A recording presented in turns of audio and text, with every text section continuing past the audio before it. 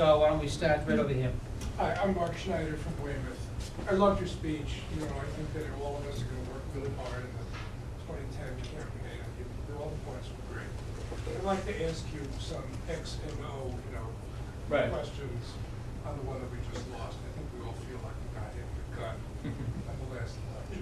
The statistic that jumped out the most to me is that Obama carried the state by 26 points, and we lost it this time by 7 points. And there were 800,000 voters who didn't vote this time who voted last time.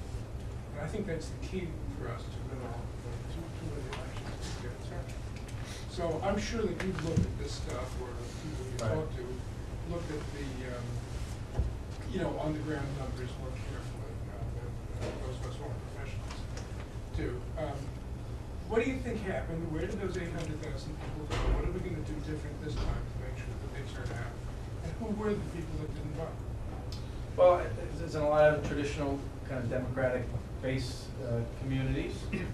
And I think there's a couple of things. A couple of days after the election, Eric Fernstrom, who was one of the architects or campaign managers on the Brown campaign, and he'd been a Romney guy and then a Malone guy, he said we needed 3 things to happen. We needed a candidate that was going to be disciplined and stay on message. We needed the other side to make some mistakes. And the campaign team needed to implement the plan. And all 3 of those things happened. And for what it's worth, I think 10% unemployment, that was nobody's fault. Yeah, but I think there was also, this was a national campaign. There were not any congressional campaigns or Senate campaigns or gubernatorial races. And this became a national campaign, and a lot of money came into the state that ordinarily would not, and made it a competitive race. And I think some people, and it's been acknowledged by the Attorney General and some people in the campaign, I mean, maybe there were things that they could have done better. I mean, we can all Monday morning quarterback, but I think what I have said, I went to school in New York City, and I've had this debate with some of my friends from the tri-state area who may not agree with us politically in the room. They're like, oh, you're from Massachusetts, that's just, liberal, great blue state, I said, well, it traditionally has had predominantly Democrats, but, in 1994, then candidate Mitt Romney put on a competitive race with Senator Kennedy. 2 years later, Governor Well had a competitive race with Senator Kerry, and at one point was ahead in the polls. We had 16 years of Republican governors, and over 50%, I think it's 53% of all registered voters are registered independents. So, just with those facts alone, as a Democrat, you can't take any election for granted. And you need to run a campaign that recognizes that most people are unenrolled. And so I think what we've got to do for next November is do what we usually do, which is go out and make the case, organize, let people know what's at stake in the election, and motivate our base constituencies as to what's at stake and the choices. So I guess I would say it's not, I think it's back to the basics. And the other interesting thing that I noted is I watch the mayor's races, because I'm around the state and I work closely with a lot of the municipal officials.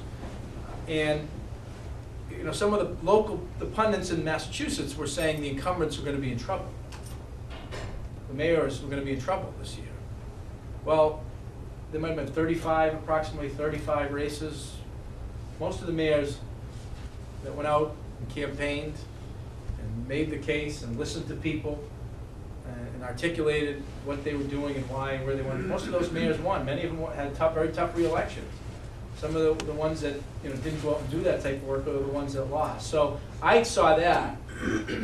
I watched that closely and thought that was a barometer or lesson that if you're out talking to people, engaged, and then listening and responding to that fear and that anxiety and that concern that's out there, people want to see that you understand it and that you're trying to address it. And I certainly know that's the approach that the governor and I are going to take to the campaign. And we are out in every region of the state on a daily basis, listening to people and understanding what we can do to address some of the issues in every part of the state. And some of the issues in South Shore are different than in Berkshire County or Central Mass, so you gotta tailor what we can do and how we might partner with the private sector. But I think just kind of staying X's and O's, you know, you use that analogy, I think it's just fundamentals of what we usually do it pretty well as Democrats, which is kind of that grassroots organizing and getting out there. Just a quick follow-up on that before the next question is, Brown's campaign noticed he made particular emphasis on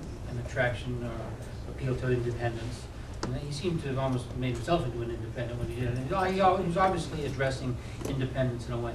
Do you see us learning anything as Democrats from that in terms of maybe that we should be making a direct appeal to Democrats, or I mean to independents? And do you see that as anything in the campaign? Well, I do, and I think a lot of what we have done. I mean, people from the election they change and they want things to happen faster. That make a difference in their lives and help kind of turn the economy around. I mentioned all these bond bills that we've been able to pass over the last year or two. Some of that work has begun to take place, and as I drive around the state every day, there's a lot of work taking place on our road, bridges, and rail infrastructure. This spring, when the construction season begins, they're going to be historic levels. Well, I mean, but you know, we're playing catch up. We're playing catch up for 20. We're playing catch up on 20 years of deferred maintenance. And the flip side of that is, you know, that piece of concrete on the bridge that you go on that might be falling on your car next. Now, how many stories have we seen in the last couple of years where chunks of concrete, you know, falling on cars and pieces of bridges with nets underneath them and boards because they're in deplorable condition? You know, and that's because people have not been engaged in ordinary maintenance. I mean, before this past year, I drive, as I said, I see all these bridges. I could probably count on my hand the number of bridges that don't need a paint job because they're rusting. Because people over the, you know, in the corner office starved our transportation system. The big dig. You could talk to anyone that's in construction.